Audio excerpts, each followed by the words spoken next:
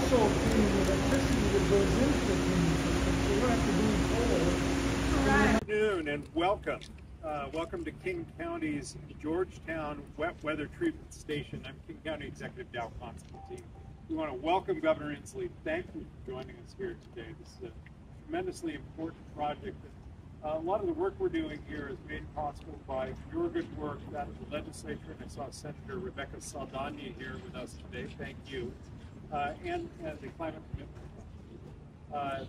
We are proud that our engineers have received some national awards for sustainable design and construction here at this plant. And it is indeed all about sustainability. This plant is about cleaning up the local environment, clean water, as well as clean air.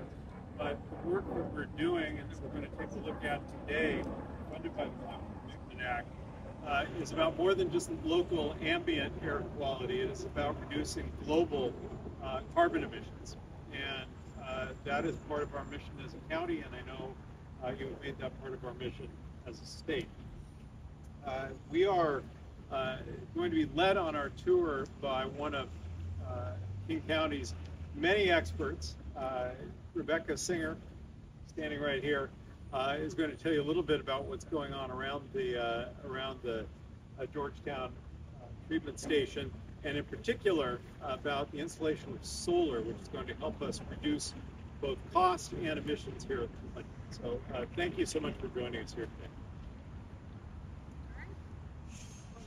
I guess I'd like to say something. Please, Governor. Well, listen, we're really excited about this. You know, we brew fine wine, good beer, and clean water to keep Puget Sound clean.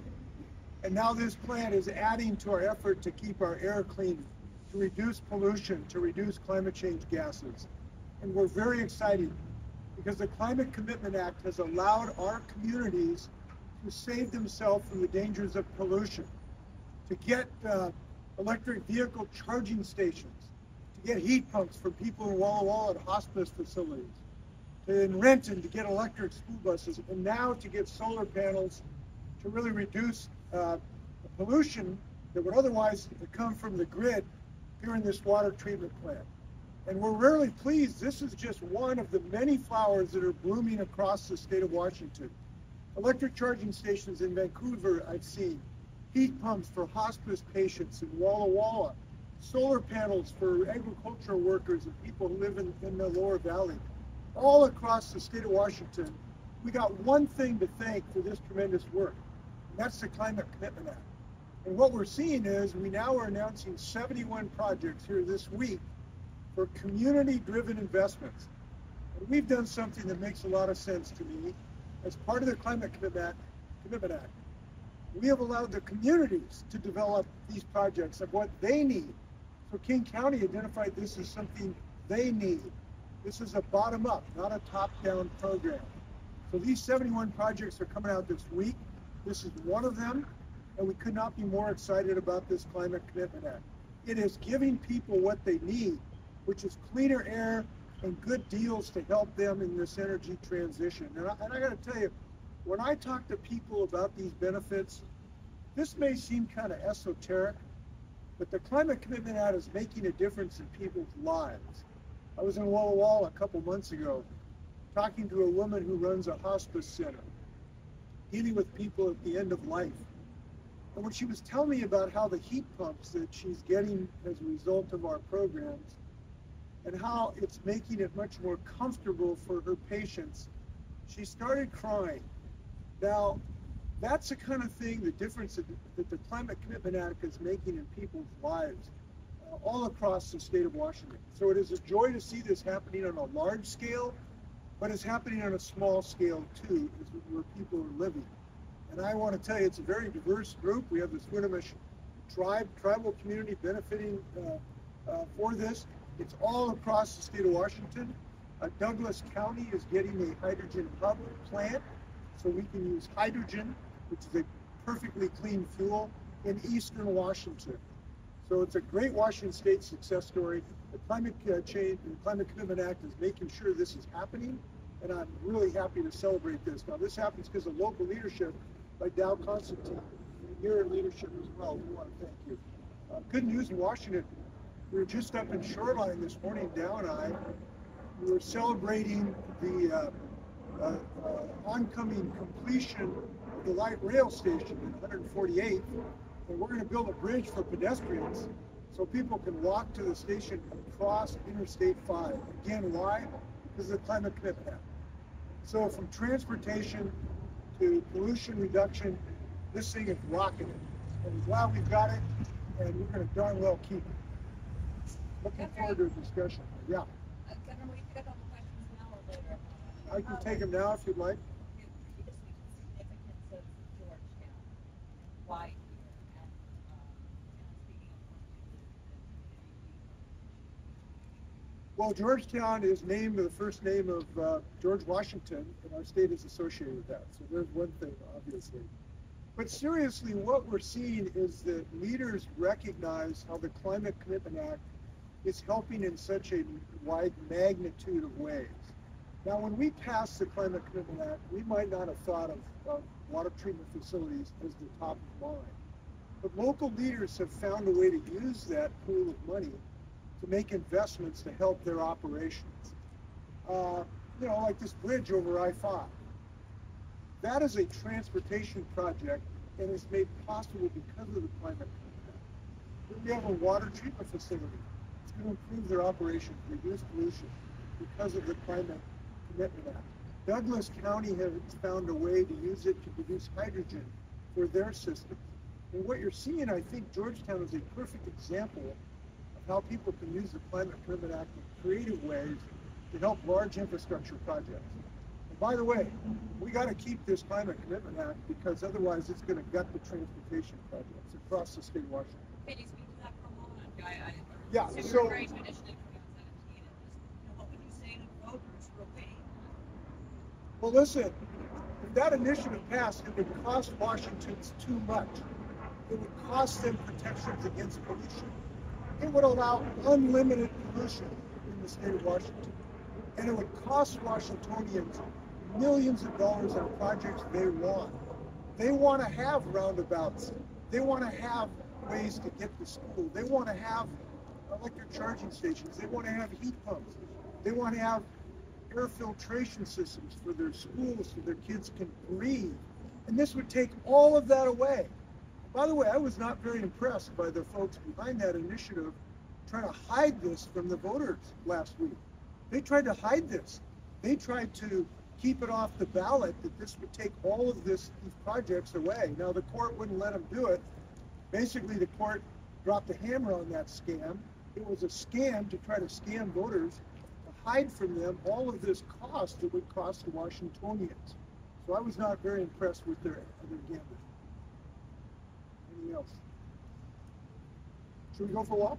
Sure. I just wanted, before we go, Governor, I know you'd want me to point out that we've been joined by State Representative Tina Orwald from the 33rd District. I thank you for being here, Representative. I'm also a community member who's supposed to speak. Is that cool? Oh, yes. Yeah. Great.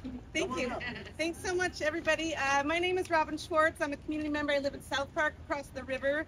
I work at the Duwamish River Community Coalition as an advocacy manager. This plant impacts myself and my neighbors in a lot of really significant ways, so I'm really happy to be here today. So the Georgetown Wet Weather Treatment Station has been a community priority to protect our river and our people who have been impacted for many years by environmental injustices and by infrastructural disinvestments. Prior to this facility's completion in 2022, heavy rains could overwhelm local sewer systems, sending polluted runoff and sewage through the combined sewer system into the river and even into our homes. Since completion, 70 million gallons of combined rain and wastewater a day that would otherwise discharge directly to the Duwamish River during heavy storms is now directed to this plant for cleaning before being released back into our ecosystem. Climate justice is the understanding that we must lead with collective community power and hold decision makers accountable to eliminate unfair climate impacts on communities like ours. Our vulnerabilities, sea level rise, increasing temperatures, and air pollution mean that climate change events will have a greater impact on South Park and Georgetown than on wealthier and healthier areas in the city. DRCC is growing collaborative work to advance climate justice and climate resilience.